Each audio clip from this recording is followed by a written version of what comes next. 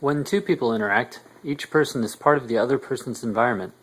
If they perceive each other as a threat and react out of insecurity, either they would avoid each other, or the situation could quickly spiral into confrontation. Basically, negative interaction consists of both sides feeling threatened by each other. If they see each other as non-threatening and react to each other with a secure mindset, they might end up being friends. When a person is feeling threatened, they naturally tend to focus on themselves and their own safety, instead of focusing on others or their needs. This is a natural defensive reaction.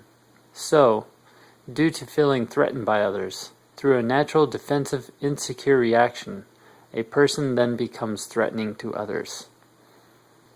In order for people to interact positively, they have to feel safe in their environment. Positive experiences and safe and beneficial environment can create positive reactions, which can create beneficial social interactions. If a group of people interact with each other based on insecure reactions, you will end up with a divided group of people. If a group of people interact with each other based on secure mindsets, you will end up with a unified group of people.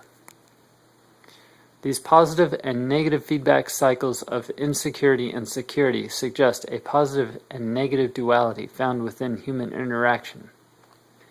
In fact, these feedback cycles resonate with the concepts of good and evil. When you do something beneficial for someone else, it's considered good, and goodness brings people together.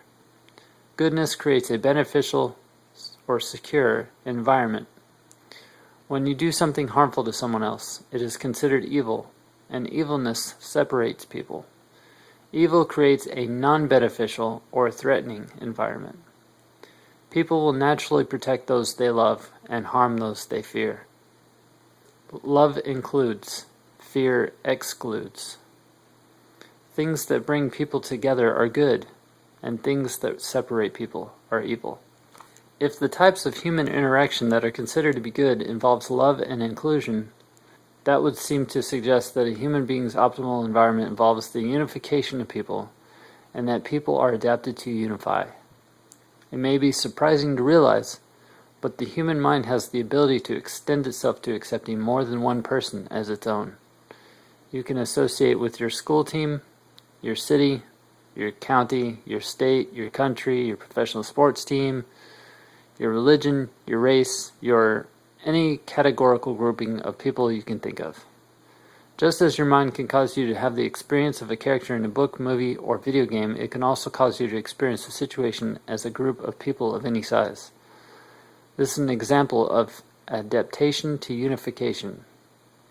If any of the categories you associate yourself strongly with become threatened, you will react as if you were being threatened personally. Other people's brains work just like yours, and if they perceive you as being a threat to them or their associated group, they could likely react out of insecurity towards you or your group. This reaction would likely exhibit signs of a harmful, evil nature. Where there is perception of unity among people within a society, there is goodness within that society. Where there is a perception of division among people within a society, there is evil within that society. The battle between good and evil is the battle between unity and division.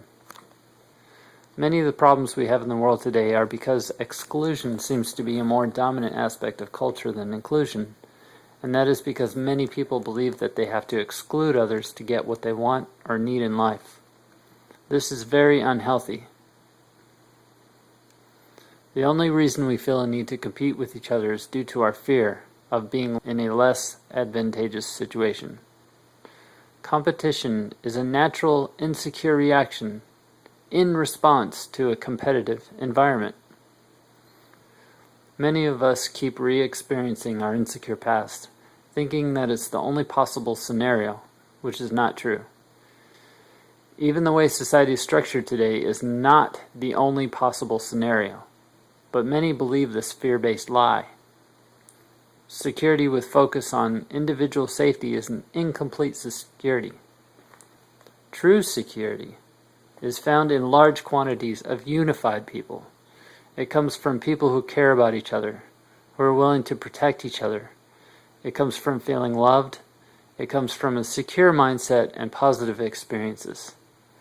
A social environment where people naturally cooperate with each other is many times more secure than one where people compete against each other. Period.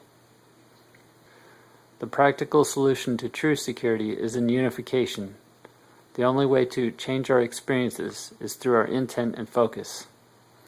The future is a blank page in the book of history. There are many, many people on this planet, and it should not come as a surprise that we generally have the same needs for the most part. It makes sense that we should work together for what we need. It makes sense to include others. The only reason we wouldn't is if we don't trust each other or don't feel safe. We are not doomed to reacting out of fear. Perceptions can change. Your contribution is just as important as anyone else's. There are now, more than ever, reasons to feel secure.